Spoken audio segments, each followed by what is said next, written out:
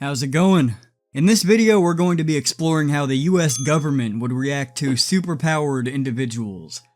I'm only exploring how America would deal with it, since I know the law of the nation I was born in better than I do Russia, China, or the various European nations.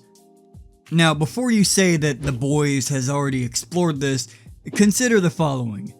I don't care. With that out of the way, let's see how dystopian things get. We'll start with the most plausible scenario, like an Iron Man or Batman figure. Technology-based vigilantes. Of course, Batman and Iron Man's brand of vigilantism are highly illegal in America, for good reason. The FBI would get involved pretty quickly.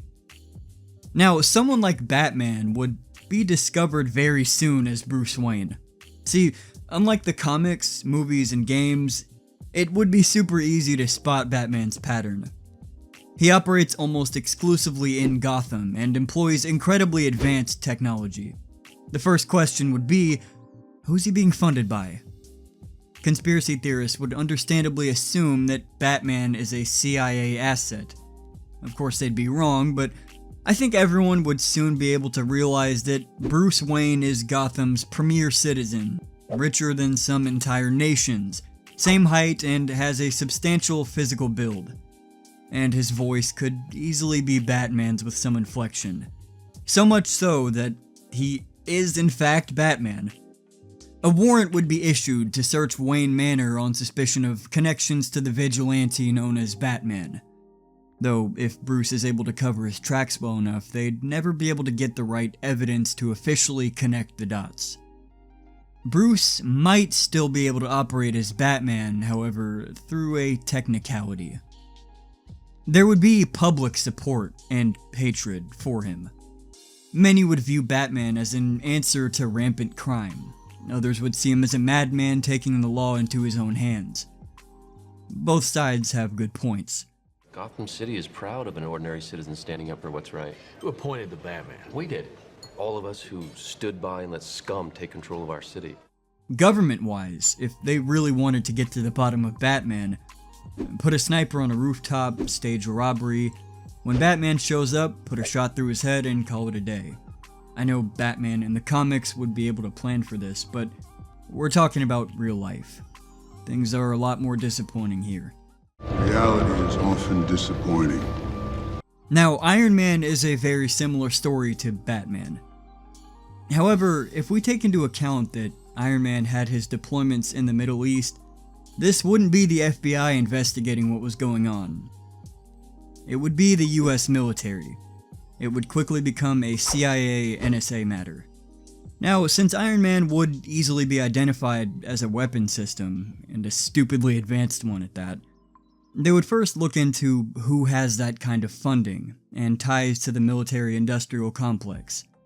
Stark Industries would probably be the first on their list.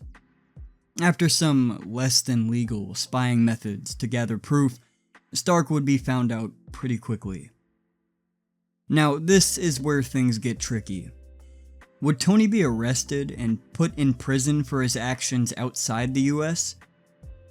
Possibly.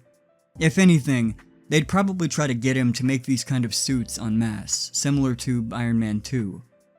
If Stark agreed to the fattest check brought to you by the US taxpayers, then he'd face zero action by the US government. If he refused, you can bet he'd either be thrown in jail for the rest of his life, or disappeared. Play by the government's rules, or die. You know, now that I think about it, the MCU really just swept all the legality of Stark revealing himself as Iron Man under the rug. Marvel's US military is really easygoing when it comes to non-military assets deploying advanced weaponry in their area of operation. Next, we're gonna step things up to smaller scale superpowered individuals, like Spider-Man. It would actually be incredibly difficult for the local and federal law systems to figure out who he is. But this does depend on the version of Spider-Man we consider. If we go with Maguire's Spider-Man, it's possible that his biowebs contain his DNA, being that they're created inside of his body. This could be collected by New York police or the FBI, Of course, Peter would have to have his DNA on record for it to be able to match up in the first place. If we go with Garfield, Holland, or traditional Spider-Man, the artificial webs contain no DNA for any authority to collect and track. There would of course be supporters and detractors of Spider-Man in the public, just like we see in the movies, but that's going to be a theme throughout this video, so that's going to be the last time you hear me mention that. However, I think there would be more people nervous about Spider-Man than those that easily root for him. And here's why. Spider-Man has super strength. How strong is he? Well, in the comics it varies, but in the movies he's shown lifting cars, giant metal structures, holding two halves of a ship together, and even lifting several hundreds of pounds, possibly several tons of concrete. Needless to say, Spider-Man could rip the average human apart. This alone would make people afraid of the possibility of him going mad with power. Thankfully for us normal citizens, Spider-Man is not as durable as he could be. Advanced human-made tech like Green Goblin's bombs and Doc Ock's tentacles are shown to hurt him. A large caliber rifle, by extension, could probably do the job. Because of these potential dangers Spider-Man poses, I believe he would have a kill-on-sight order. Given that Spider-Man's hands are literally weapons that can easily shred you to pieces, would make him dangerous enough to result in deadly counterforce. Now, his spider sense would help him avoid this for a while, though it's only a matter of time before some police sniper set up on a rooftop caught him off guard and killed him. Any other superhero with this level of strength would have a similar reaction to them, a lingering fear that they could just go on a rampage and rip people apart with ease. So, X-Men. If that level of mutations did exist in this world, and not just the boring ones we have like eye color, height differences, and hair color, you can bet your ass there would be all kinds of regulations made. There could even be mandatory mutation testing done on the population.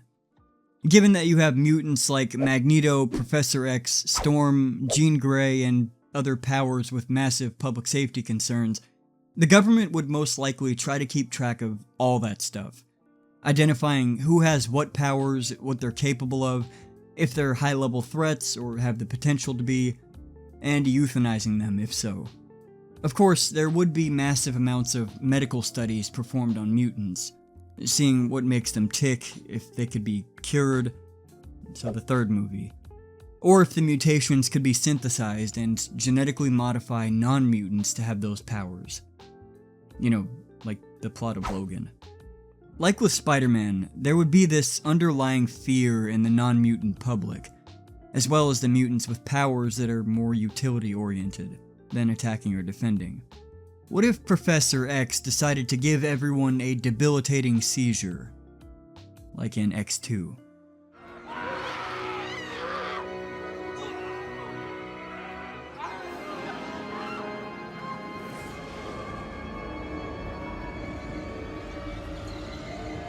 This fear that some high-powered mutant, like Apocalypse, that could come around at random and just launch every nuke on Earth. Someone like Magneto could shift the planet's magnetic field. Someone like Storm could just devastate an entire zip code with extreme weather. Cyclops could just laser the town to a smoldering ruin. There would be some initial attempts by the military-industrial complex to weaponize mutants, but ultimately it would be viewed as too much of a risk to keep them around. Imagine a Professor X who could read everyone's minds, find out the deepest of government secrets, then just inject that knowledge into everyone's head. You see what I'm getting at?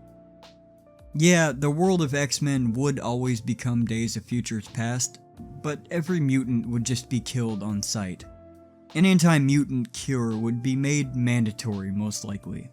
In fact, it would probably be part of the vaccination regimen that newborns receive. Even if you did test for the gene, they would take no chances in mutations suddenly springing up and giving us a world-ender mutant. Mutants would most likely become a hunted class of person. Hopefully, you're a mutant that looks completely normal and can turn their powers off and on at will. If not, you either get the cure or you get a bullet. What a bright and shiny future. Realistically speaking, given what we've seen mutants doing in X-Men, this draconian and murderous response is completely understandable. Now for the next category, and this is where things get messy. Superman. Now, we've already had comics and movies that somewhat explore what would happen if supes were raised by the state, or if someone responded to Superman as the danger that he could be. The movie Brightburn explored the idea of an evil Superman, and the trouble that could cause. Invincible also explores this, and actually shows a good example of what would happen if a Superman figure decided to go on the warpath. A being like Superman, given enough time, could completely destroy the surface of a planet, if not the planet itself. And honestly, this is the most terrifying of the list. Nothing we have in our arsenal can defeat someone like Superman. Sure, you can argue that in the Frank Miller comic The Dark Knight Returns, that a nuclear blast weakened Superman to near death, but that's not really consistent with what we've seen in other comics. For the purposes of this video, we're going to assume that no conventional or nuclear weaponry can hurt Superman. So essentially, if Superman wanted to kill the human race, he could. It would just take time. Time that you and me would spend in absolute fear for when we would be next for being torn apart like cardboard, or vaporized in an instant by heat vision. Going underground wouldn't work, given X-ray vision, and Superman would be easily able to tear through earth and rock to get to underground hideouts. As either a last-ditch effort or a middle finger to Superman, the world governments could decide to just go scorched earth and get it over with. They would hope that global nuclear war would possibly kill Superman, but most likely the idea would be better to kill ourselves quickly than to let Superman do it slowly. This scenario is the worst of the worst. There is no hope. There is no fighting back, only the encroaching inevitability that you will be next. The only saving grace would be someone finding kryptonite and discovering that it weakens Superman. But the likelihood of that incredibly rare material being found and figured out for what it can do is just insane. It's astronomical. I mean, just imagine that. You're one of the last humans on Earth. Superman hasn't gotten to you yet. You stumble onto a long since burned farmhouse from the nuclear war. You go down into the cellar in the barn and discover a strange alien ship, and with it, a green rock. Superman finally decides to kill you. Once he lands, the rock begins to glow and he's weakened to the point of near death. You take this chance and kill him. Then you sit there, realizing that the key to destroying this menace was in the basement of some farmhouse in Kansas. If only you had found this years ago, everybody on Earth would still be alive. Yeah, this scenario is really, really dark. And as you may have gathered, finding kryptonite is the only way to beat Superman. There is no government plan for this, that's why I didn't even mention it. What do you think? Would superheroes and the public reaction to them in real life be more relaxed like what we see in the MCU? Or would we have something more akin to Bruce Wayne's paranoia in Batman vs. Superman? Let me know in the comments. Consider leaving a like and sharing this video if you enjoyed watching it. And as always, thanks for watching and take it easy.